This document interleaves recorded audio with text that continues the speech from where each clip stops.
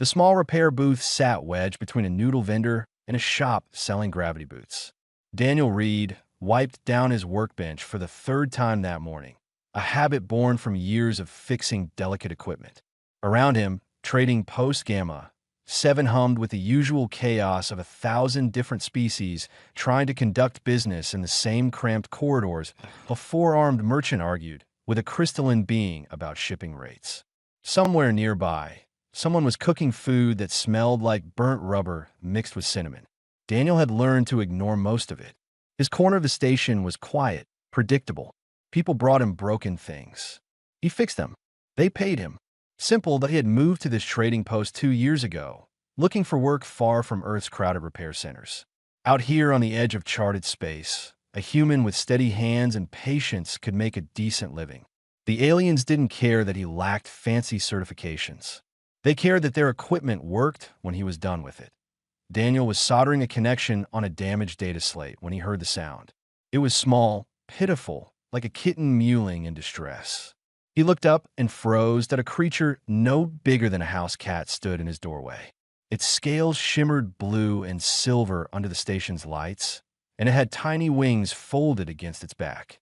Tears rolled down its snout as it clutched something against its chest with small clawed hands. Daniel recognized the species immediately. Draken, dragon-like beings that most people only saw in news broadcasts or history files.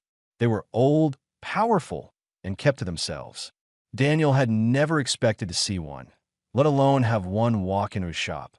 The baby draken made that sound again, a heartbroken chirp that made Daniel's chest ache. It toddled forward on unsteady legs and held up what it was carrying. A toy, some kind of mechanical sphere that should have floated and glowed, but now lay dark and cracked in the child's hands. "Hey there, little one," Daniel said softly, setting down his soldering iron. He crouched to be at eye level with the creature. What happened? The baby draken couldn't answer in words. It just made more distressed sounds and pushed the broken toy toward him. Its golden eyes were huge and wet with tears.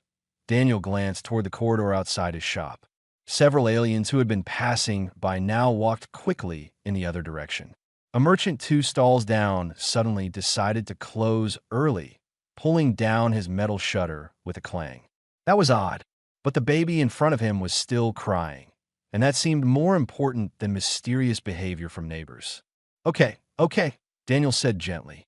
"Let me see what we've got here." He pulled over a small stool and patted it. The baby draken climbed up and sat, wings drooping sadly. Daniel took the broken toy and examined it carefully. The sphere was made of crystal and metal he didn't recognize, with circuits that looked like frozen lightning inside. This wasn't some cheap trinket from a vendor. This was expensive, possibly custom-made. The damage was extensive. Whatever had happened, it had cracked the outer shell and severed several of the internal connections. Daniel turned it over in his hands, considering. He had never worked on Draken technology before. Their designs were different from human engineering, built around principles he could only guess at, but broken was broken, regardless of who made it. And a crying child was a crying child. "I'm going to try to fix this," Daniel said, speaking slowly and calmly. "It might take a little while. Is that okay?" The baby draken sniffed and nodded, watching him with those huge golden eyes. Daniel got to work. He started by carefully opening the cracked shell, using tools designed for human equipment, but gentle enough not to cause more damage. Inside, the circuits were beautiful and complex. He could see where the breaks were, where energy should flow but couldn't. "See this part here?" he said to the baby, pointing. "This is like a tiny river. The light should flow through it like water. But there's a break, so we need to build a bridge." The baby leaned forward, interested despite its sadness. Daniel worked slowly, thinking through each step. Some of the connections he could solder back together using techniques he knew. Others required improvisation. He used wire from his supply drawer, adjusting it to match the thickness of the original circuits. When a crystal component was too badly cracked to save, he ground down a similar piece from a broken comm device and carefully fitted it into place. Time passed. The baby draken watched every movement of his hands. After an hour, Daniel had the baby hold a small light so he could see better into the tight spaces. The child seemed happy to help, its tears finally stopping. Almost there, Daniel murmured. He made the final connection and closed the shell, using a polymer seal to hold the crack together. Then he pressed the activation point on the sphere's base. For a moment, nothing happened. Then the sphere hummed to life. It lifted from Daniel's palm and floated in the air, slowly spinning. Lights began to project from it, creating patterns of stars and nebulas that danced across the walls of the small shop. The baby draken's face transformed. It chirped happily and reached for the toy, which settled gently into its hands. The child hugged the sphere to its chest, then turned and tried to hug Daniel's entire arm, making joyful clicking sounds. Daniel couldn't help but smile. "You're welcome, little one. Take care of it, all right." The baby draken nodded enthusiastically, then hopped off the stool and waddled toward the door, still clutching its repaired treasure. It paused at the threshold to look back at Daniel one more time, chirped something that might have been goodbye, then disappeared into the corridor. Daniel stood and stretched his back. 2 hours of detailed work had left him stiff. He returned to his workbench and picked up the data slate he had been working on before. Just another day at the shop. Outside, hidden in the shadow of a loading dock across the corridor, a massive draken adult lowered the viewing scope he had been watching through. His scales were deep crimson, marked with gold patterns that denoted high rank among his people. He had seen everything. The adult draken remained still for a long moment, processing what he had witnessed. Then he turned and walked away, his claws clicking softly on the metal deck plates. He had much to report to the queen. 2 days had passed since the baby draken visited his shop. Daniel noticed that something had changed on the trading post, though he couldn't quite figure out what. Other merchants gave him strange looks. Some smiled nervously. Others seemed to avoid walking past his booth entirely. Mrs.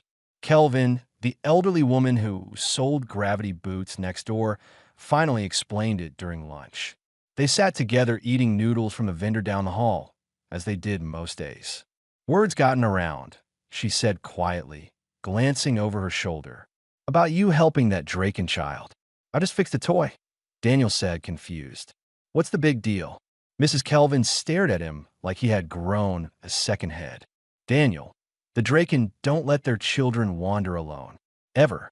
If one did, and came to your shop, that means someone was watching. Someone powerful." A chill ran down Daniel's spine, but he shrugged it off. "Well, nothing bad has happened, so I guess I'm fine." Or, Mrs. Kelvin said slowly, "Something is about to happen." She was right. The next morning, Daniel arrived at his shop to find 6 people waiting outside. Not people, 6 draken adults, each standing at least 7 feet tall, their scales gleaming like polished metal in the station's artificial lights. Their presence made the corridor feel tiny. Behind them stood station security guards and Administrator Wells, the nervous man who ran trading post Gamma 7. That Daniel's heart hammered at his chest. Had he done something wrong? Broken some law he didn't know about? Daniel Reed, the lead draken, spoke in a deep voice that vibrated through the air. His scales were crimson and gold, and his eyes were ancient and sharp. "That's me," Daniel managed to say. His mouth had gone dry. "I am High Consul Dravik of the Draken Sovereignty. We need to speak with you. May we come inside?" What else could Daniel do? He nodded and unlocked his shop with shaking hands. The 6th draken entered, having to duck through the doorway meant for smaller species. Administrator Wells tried to follow, but Dravik held up one clawed hand, stopping him. The door slid shut. The shop felt impossibly crowded. Daniel stood behind his workbench, unsure what to do with his hands. Dravik studied him for a long moment. "Do you know who you helped 2 days ago?" "A child," Daniel said. "A draken child with a broken toy. That child was Princess Lissa, youngest daughter of Queen Sereth, ruler of the Draken Sovereignty."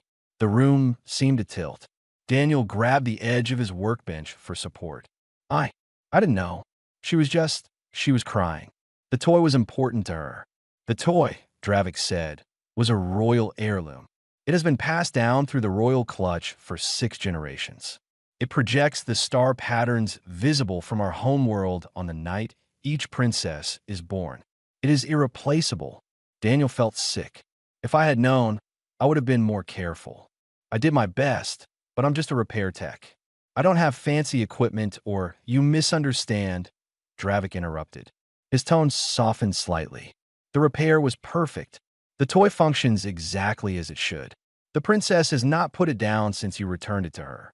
Relief flooded through Daniel, followed immediately by confusion. Then, why are you here? One of the other Draken, a female with silver scales, spoke. We are here because of how you treated the princess. I am Commander Shara, head of the Royal Guard.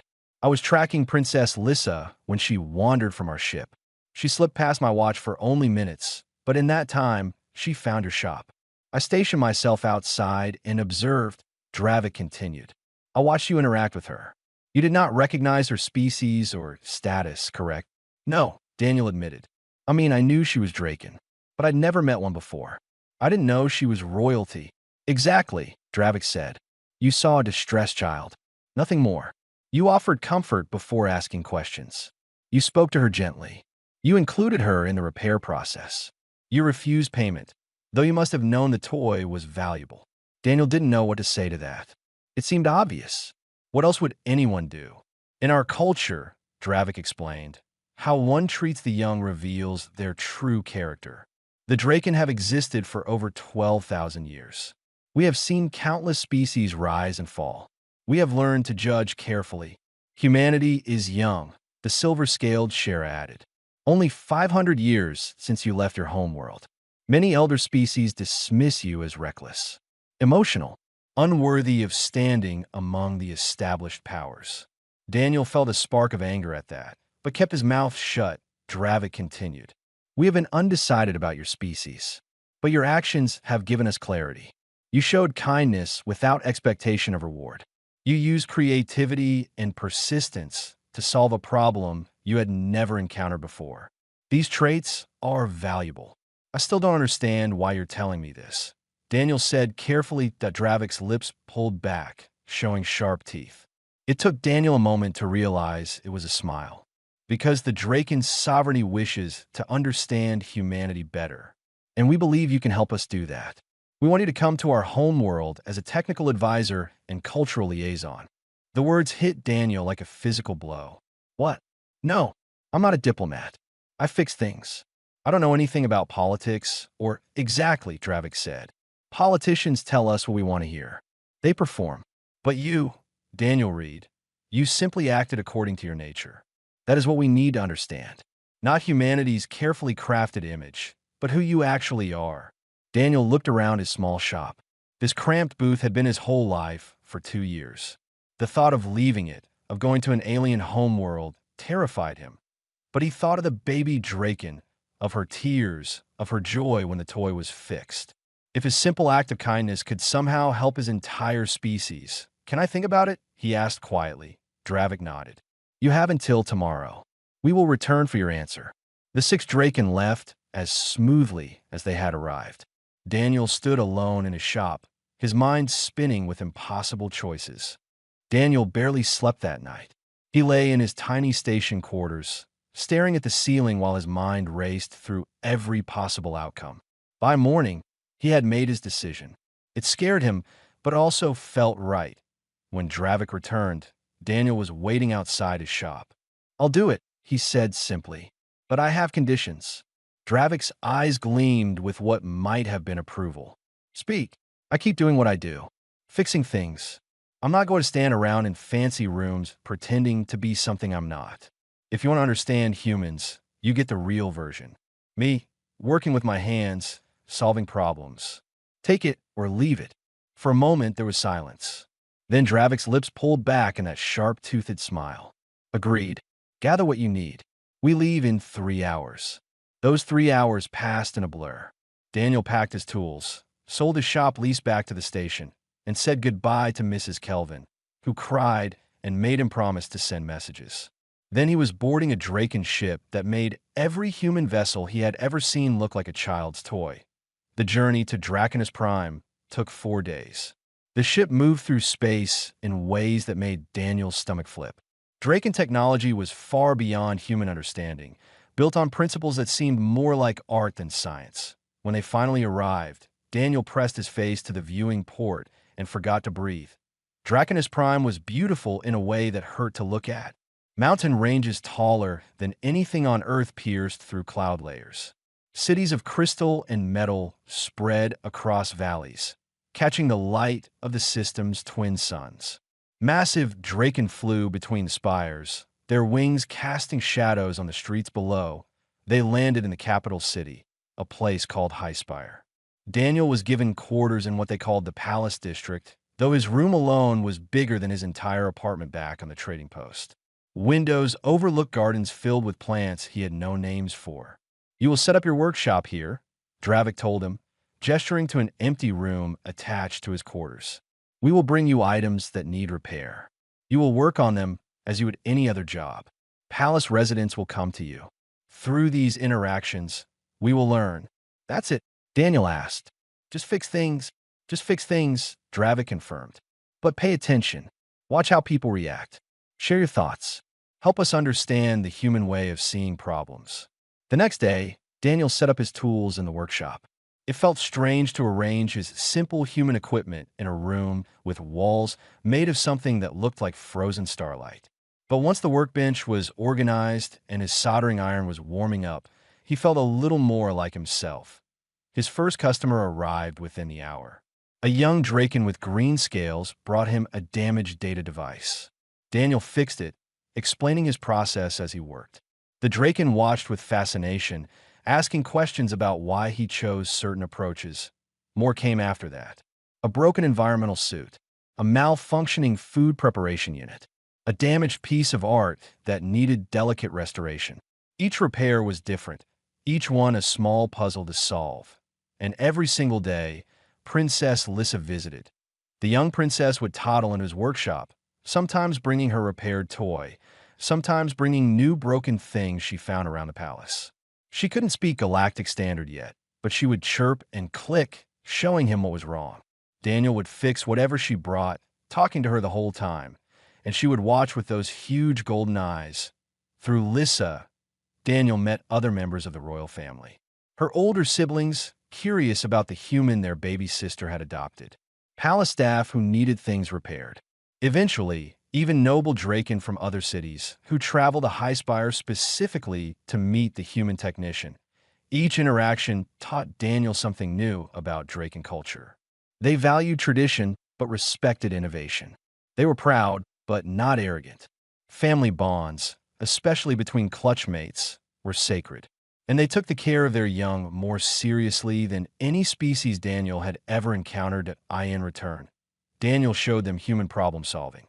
When a Draken engineer insisted something couldn't be repaired because they didn't have the correct parts, Daniel would improvise, using what was available. When traditional methods failed, he would try unconventional approaches, combining techniques in ways the Draken had never considered. 3 months into his stay, a master craftsman named Old Scale brought Daniel a challenge. It was an artifact thousands of years old that had broken during a recent earthquake. The piece was priceless, a sculpture made of crystal and living metal that should have shifted colors with the light. Now it sat dark and still. "It cannot be fixed," Old Scale said sadly. "The technique for creating the bonding matrix was lost centuries ago. I have studied it for weeks. There is no solution." Daniel examined the artifact carefully. Old Scale was right. The original method was far beyond anything Daniel understood. But maybe that was the point. Maybe it didn't need to be fixed the old way. He worked for 3 days straight, barely stopping to eat. He used principles from human engineering combined with what he had learned about Draken technology. Instead of trying to recreate the original bonding matrix, he built something new, a hybrid approach that achieved the same result through a completely different method. When he finally activated it, the sculpture blazed to life, colors flowing across its surface like liquid rainbows. Old Scale stared in silence for a long moment. Then he bowed deeply, something Daniel had never seen a Draken do to a human before. "You have done what I believed impossible," Old Scale said quietly. "Not by knowing more than me, but by being willing to see differently." Word of the repair spread through Highspire like wildfire. The human who saw possibilities where others saw only limitations. The technician who didn't accept that problems were unsolvable. Daniel didn't feel like he had done anything special. He had just refused to give up. But to the Draken, that persistence, that creativity in the face of impossible odds, was something remarkable. It was something human. 6 months had passed since Daniel arrived on Draconis Prime. His workshop had become a strange kind of meeting place, where Draken from all levels of society came not just to get things repaired, but to talk, to ask questions about humanity, to share stories about their own culture. Daniel had learned more in those 6 months than in his entire life before. He understood now that the Draken weren't simply powerful or ancient. They were cautious. They had seen too many promising young species destroy themselves through war or greed or carelessness. They kept their distance not out of arrogance, but out of pain. They had lost friends before.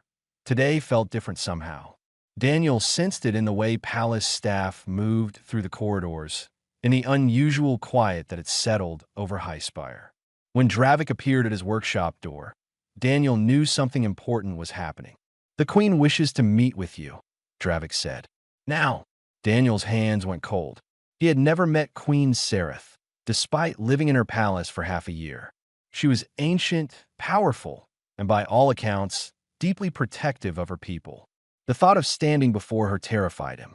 "Do I need to change?" he asked, looking down at his work clothes, stained with grease and solder marks. Dravik shook his head. "She asked for you, not a dressed-up version of you. Cool me." They walked through corridors Daniel had never seen before, each one more elaborate than the last. Finally, they reached a massive door carved with scenes of Draken history. It opened silently, revealing a chamber that took Daniel's breath away. The throne room was vast, with a ceiling that seemed to touch the sky. Sunlight poured through crystal windows, casting rainbow patterns across the floor. And at the far end, on a throne made of black stone and silver, sat Queen Sereth. She was enormous, easily twice the size of any other Draken Daniel had met. Her scales were obsidian black, marked with patterns of deep purple that seemed to shift and move. Her eyes were violet, ancient beyond measure, and when they fixed on Daniel, he felt like she could see straight through him. "Approach," she said. Her voice was softer than Daniel expected, but it carried easily across the vast chamber. Daniel walked forward on shaking legs. He had no idea what protocol demanded. "Bow. Kneel?" He settled for stopping a respectful distance away and meeting her eyes, the way he would with any person he respected. Queen Sereth studied him in silence. The moment stretched out until Daniel's nerves were screaming. Then she spoke. "My youngest daughter speaks of you constantly. You are, in her words, the nice one who fixes broken things and tells good stories." Despite his fear, Daniel smiled. "Princess Lissa is a sweet kid. Smart too. She's already learning to use some of the basic tools. You've been teaching her." The Queen's tone was unreadable. "Just small things," Daniel said quickly. "How to identify different types of circuits. Basic safety around tools." "She's curious, and I figured it couldn't hurt." "And you did not think to ask permission from the royal family before teaching the princess?" Daniel's stomach dropped. He had messed up. Of course he should have asked. "I'm sorry, Your Majesty. I didn't think she would come by and want to help, and it seemed natural to show her things. I should have realized." Queen Sereth raised one clawed hand, stopping him. "I'm not angry. I am curious. You treat my daughter as you would any child, not as royalty, not as a political tool, simply as a young one who wants to learn." "What?" Daniel blinked, confused. "Because that's what she is? I mean, yes, she's a princess, but she's also just a kid who likes fixing things and hearing stories. Treating her differently because of her title seems wrong." The Queen was silent again, her violet eyes never leaving his face. When she finally spoke, her words were careful, measured. "Daniel Reed, do you know why you are truly here?" "To help you understand humans," Daniel said. "Through my work and how I approach problems." "That is part of it," Queen Sereth agreed. "But there is more. The Galactic Core Council, the body that governs the civilized galaxy, requires sponsorship from an elder species before a young race can petition for membership. Humanity has been seeking such sponsorship for 20 years. They have been rejected by every elder species they have approached." Daniel's heart began to pound. He suddenly understood where this was going. The Draken sovereignty is one of the oldest and most respected members of the Core Council. The Queen continued. If we were to sponsor humanity, it would carry significant weight. But such a decision cannot be made lightly. We needed to understand what humanity truly is beneath all the politics and carefully prepared presentations. So Princess Lissa finding my shop, Daniel said slowly. That wasn't an accident. The princess wandering off was entirely her own doing, Dravik said from where he stood near the door. She is adventurous and headstrong. But when it happened, I chose to observe rather than immediately retrieve her. I wanted to see how a human would react to a Draken child in distress when they did not know they were being watched. Queen Sereth leaned forward slightly.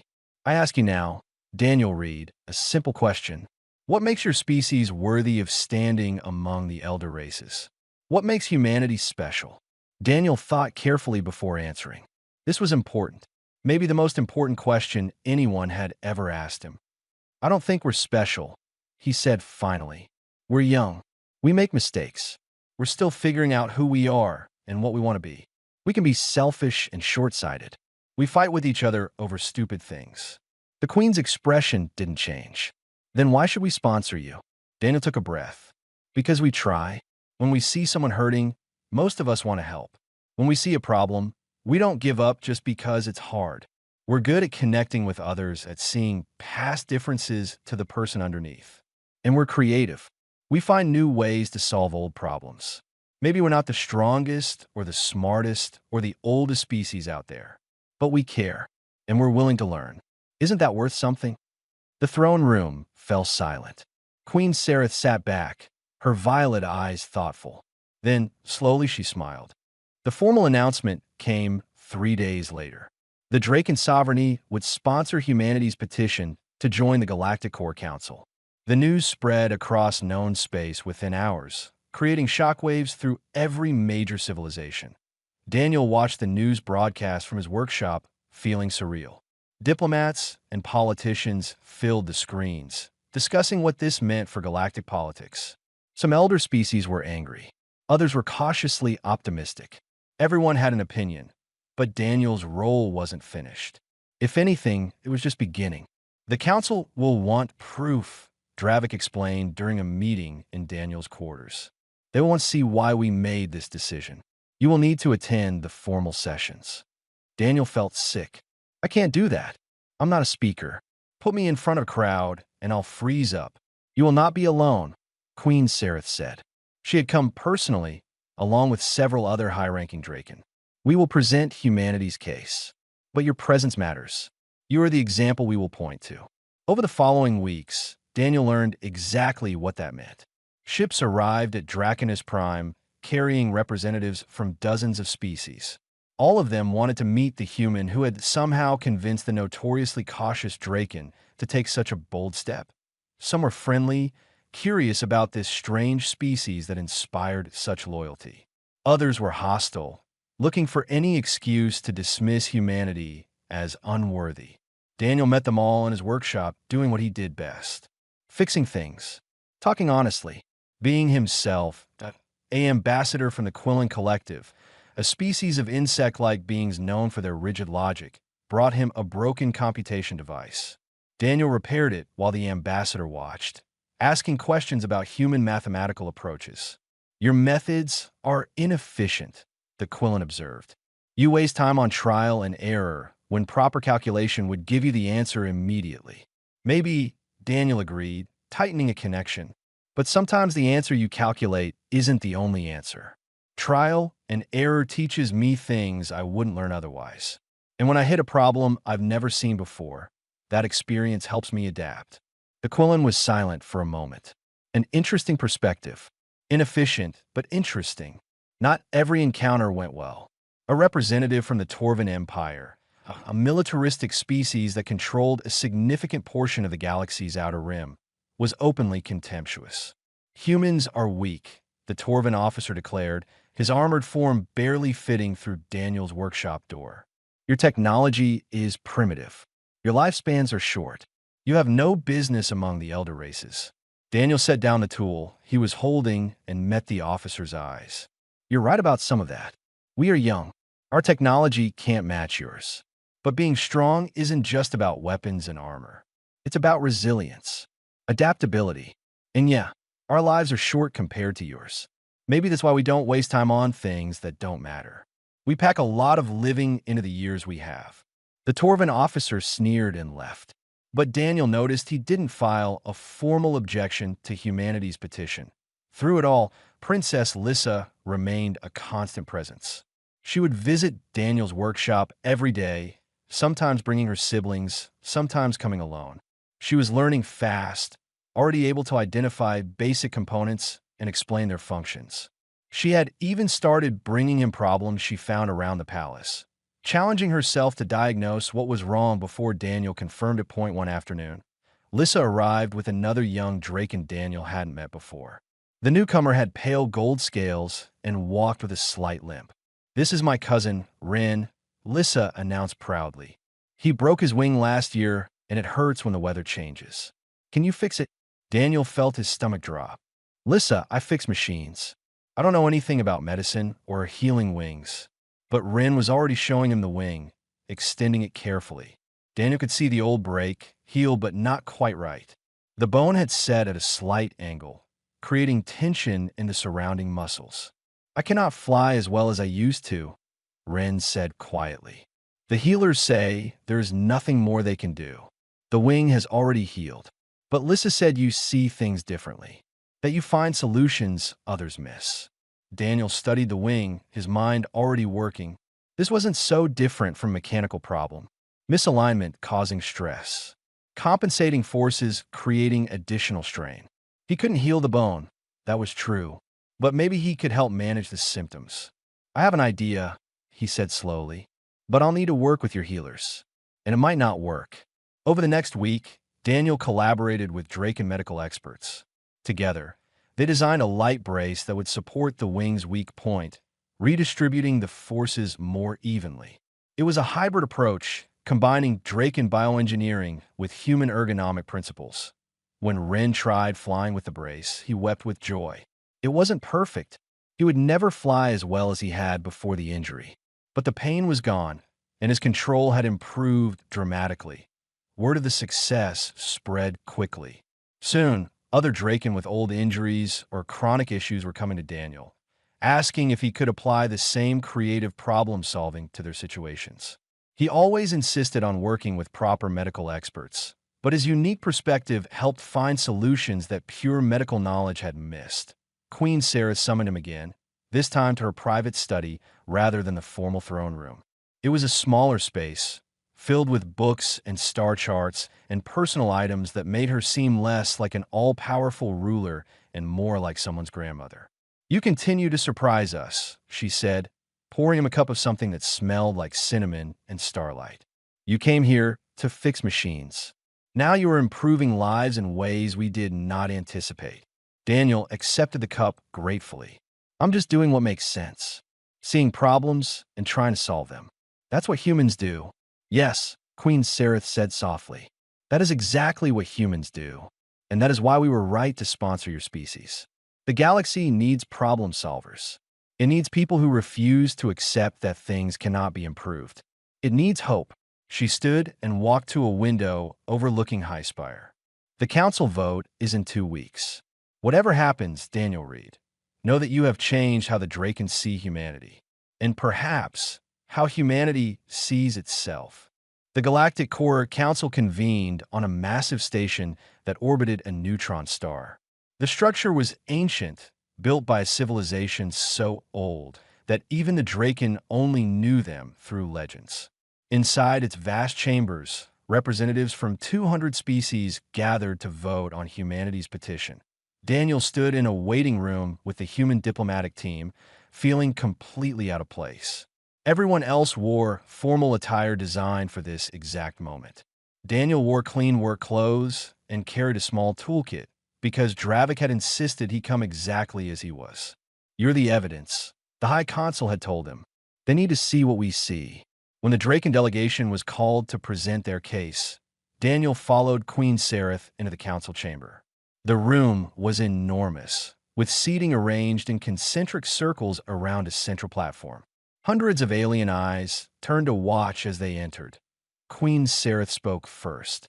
Her voice carried easily through the chamber, commanding attention without demanding it. She outlined the Draken's observations of humanity, their growth since leaving Earth, their potential for positive contribution to galactic civilization. Then she gestured to Daniel. But words alone cannot capture what we have learned. This is Daniel Reed, a maintenance technician from Trading Post Gamma 7. He is not a diplomat. He is not a scientist or warrior or leader. He is simply a human who does his work with care and treats others with kindness. His actions convinced us that humanity deserves this opportunity. Daniel felt every eye in the chamber fix on him. His mouth went dry. But then he saw Princess Lissa sitting in the gallery, giving him an encouraging chirp. He took a breath and stepped forward. "I don't have a fancy speech," Daniel began, his voice rougher than he wanted. "I'm just a guy who fixes things." But I think that's kind of the point. Humans aren't perfect. We're not the strongest or the smartest. We don't have the best technology or the longest history. But we try. We see problems and we work to solve them. We see people hurting and we want to help. We make mistakes, yeah, but we learn from them. We're adaptable, creative, and we care about connection, about understanding each other across differences. He paused, gathering his thoughts. "A few months ago, a baby came into my shop with a broken toy. She was crying. I didn't know who she was. I didn't know I was being watched. I just saw a kid who needed help, so I helped her. That's what humans do. We help. And maybe that's not impressive compared to species that can bend space or live for thousands of years. But it matters. It has to matter." The chamber erupted in discussion. Some species seemed moved. Others remained skeptical. The vote would not be immediate. It would take days of debate, political maneuvering, and careful consideration. Daniel returned to Draconis Prime with the Draken delegation, exhausted and uncertain. He threw himself back into his work, grateful for the familiar comfort of solving concrete problems with his hands. 4 days later, the vote came through. Humanity's petition to join the Galactic Core Council had passed, but barely. 87 species voted in favor. 73 voted against. 40 abstained. It was one of the closest votes in Council history. The human diplomatic team celebrated. News broadcasts showed people across Earth and its colonies cheering in the streets. Humanity had finally been recognized as equals among the stars. But Daniel felt strangely quiet about it all. He was happy, of course, proud that his small actions had contributed to something so large. But he also knew this was just the beginning. The hard part would be proving that the council made the right choice. That evening, Queen Sereth visited his workshop one final time. "You seem troubled," she observed. "Just thinking," Daniel said, setting down the circuit board he was examining. "A lot of species voted against us. They still don't think we belong. How do we prove them wrong?" The queen settled her massive form onto the floor, making herself more level with Daniel. "The same way you convinced us. One small action at a time. One repair. One kindness. One connection. You cannot change the galaxy overnight, Daniel Reed. But you can change the small part of it you touch. And if enough humans do the same, the galaxy will change itself." She stood to leave, then paused. "The Council has requested that human representatives establish a permanent presence on the Council station.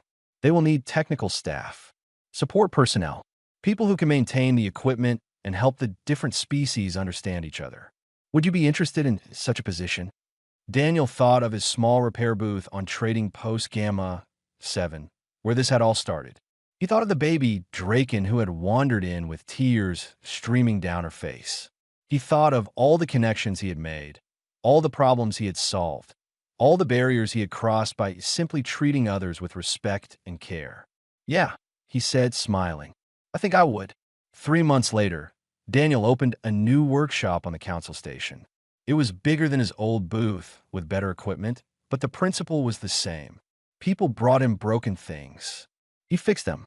And in the process, he built bridges between species that had never truly connected before. Princess Lissa visited whenever the Draken delegation came to the station. She was older now, more confident, already talking about studying engineering formally. She had started a collection of tools Daniel had given her, each one carefully maintained and stored. One day, a young member of a species Daniel had never met before entered his workshop. The being was small, covered in blue fur, with 6 arms and large, worried eyes. It carried a broken device and was making soft distress sounds. Daniel smiled and gestured to a chair. "Hey there, let me see what we've got." As he examined the broken item, explaining gently what he was doing, Daniel realized something. This was how change happened, not through grand gestures or sweeping declarations, but through small moments of connection. One repair at a time, one act of kindness at a time, one person seeing another person in need and choosing to help. The galaxy was vast and complicated and full of differences. But maybe, just maybe, it could also be fixed, one small piece at a time. And that was something worth working toward.